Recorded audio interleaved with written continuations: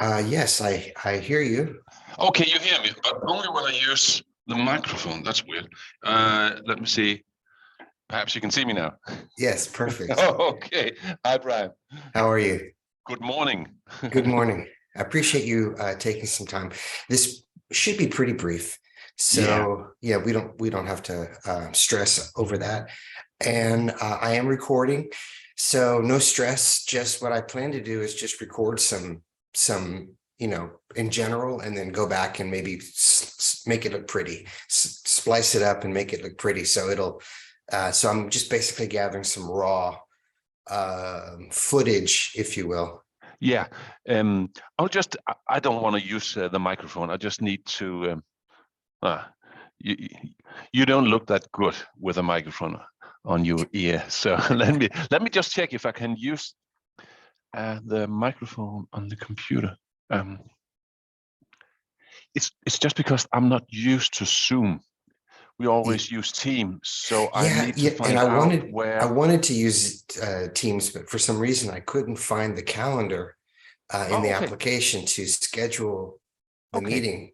Yeah. I can see you're already recording, so yeah. Do you know where I can you probably have to go to disconnect the microphone? You probably have to go to your Bluetooth settings and maybe disconnect Bluetooth. Oh yeah, I'll try that. I'll try that.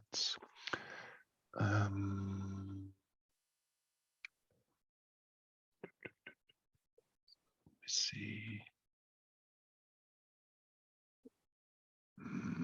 Let's try this.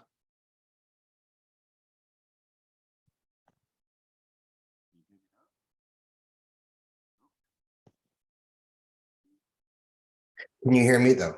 Oh no. I can hear you, but it's still. Yeah. You can't hear me now. Now I hear you. Okay.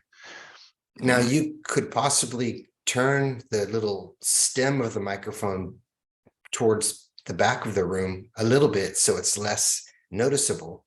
Or yeah, like that. A little bit lower. No, lower. Now it's blending into the headphone piece, but you still see the overall. An airline pilot right now. yeah.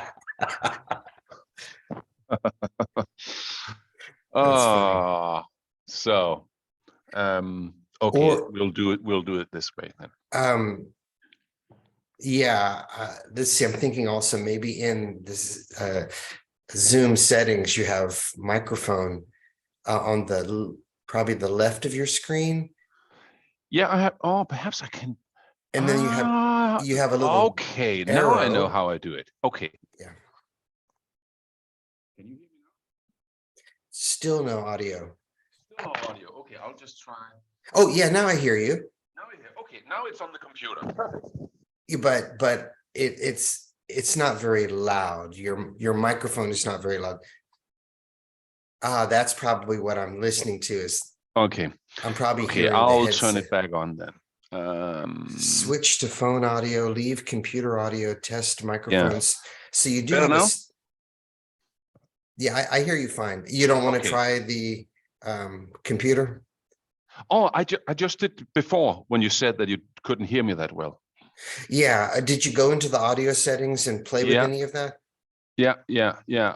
I chose. Oh, I know what I did wrong. I need to do. And I need to do this. Okay, let's try again. How is the sound now? Now I hear you fine, and I don't think it has anything to do with the headset. No, okay. So it's fine right now. It's perfect. Perfect. Good job. So we can go right into this portion, and then maybe if we have some time, we can talk a little bit about anything else that that we can take advantage of this conversation to catch up on some things if necessary. But essentially, you saw the questions. And I just saw the question, and I wrote down a few keywords. They're pretty softball questions. So when I guess if you want, I can ask the question and then just wait a second and then respond. Yes. and then Okay, we'll so see how I do. okay, yeah. So let's start with the first one, and if you'll identify yourself with your full name, your title, and the school role. Yeah. Let me just ask, what do you mean by school role? Sure. What you do at the school. Oh, okay. Oh, So I misspelled role. I'm sorry. Yeah. okay.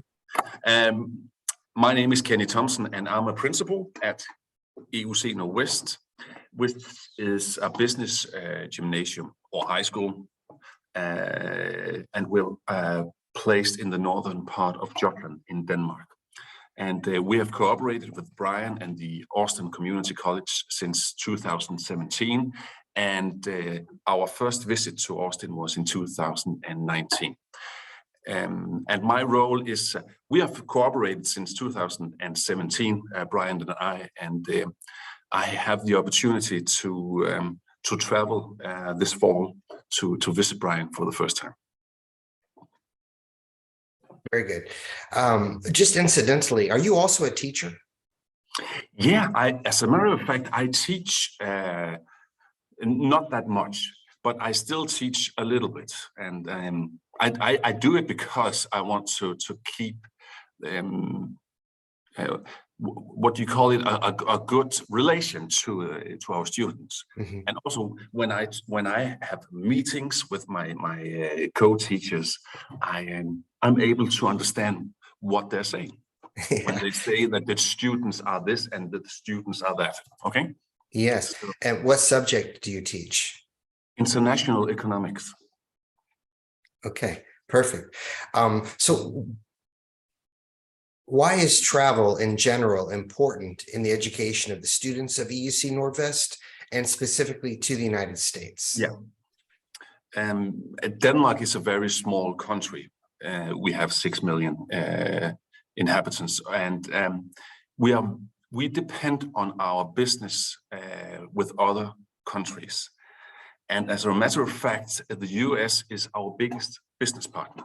So it's important for us that our students learn about America, but even better, visit America and find out themselves what is America, and not what do you see on TV, what do you read about America, but feel America.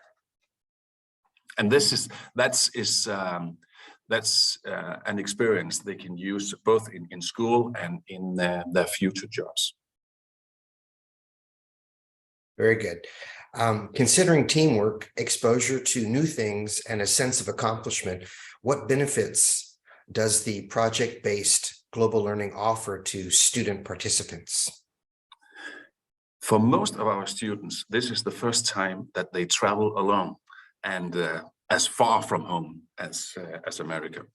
Our students learn so much from this visit to Austin and Austin Community College, and they experience a huge success during the learning program, which they will take with them in the future. So we are very happy about the opportunity to enroll them in the learning program at Austin Community College. Very good. Considering the student, what positive outcomes have you observed as a direct result from the traveling to the United States and participating in the 2-week global learning program at Austin Community College? I think that the students' perception of the US as a main influence on Danish economy and Danish culture is much more detailed when they return to Denmark after visiting Austin. Because of their visit to Austin and the learning program, they experience that the US is much more than they knew before. So I think it's very important that they get another perception of what the US is today. Very good. Okay, so that's those are 4 excellent responses that I'm going to work with. Okay. after the call, I'll piece it together. If you Yeah, want, yeah, I can share it yeah. with you if you'd like to see And it. if you need me to do it again, you just send me an email, okay? So what I'm doing is I've built so I mentioned I'm going to Tennessee, to Nashville, to a national conference. It's called the NCCET, which is the National Conference for the National Conference of Continuing Education and Training. And it's been going on for maybe 50 years or so. And incidentally, my boss is the current president of the association. And I guess every couple of years they elect a new president. So it's kind of nice that, that he's in charge. And full disclosure, that didn't have any bearing on my selection to present, but I am kind of humbled because there's a lot of presenters with PhDs and CEO titles and that kind of thing. And so there's only a couple of us who are basically coordinators. So I'm excited to be able to present about global learning because I like to tell the story. But I also like to, it's also a great marketing opportunity, for other schools. And so there's a few different outcomes that I hope to accomplish from the conference. And some of that is, sharing a concept that could be repeatable if any other school was interested to try, maybe even building a network if there's other schools that are currently doing this. And I don't think there are a lot of community colleges in the United States that have these kind of international cooperations with international schools, much less Danish schools.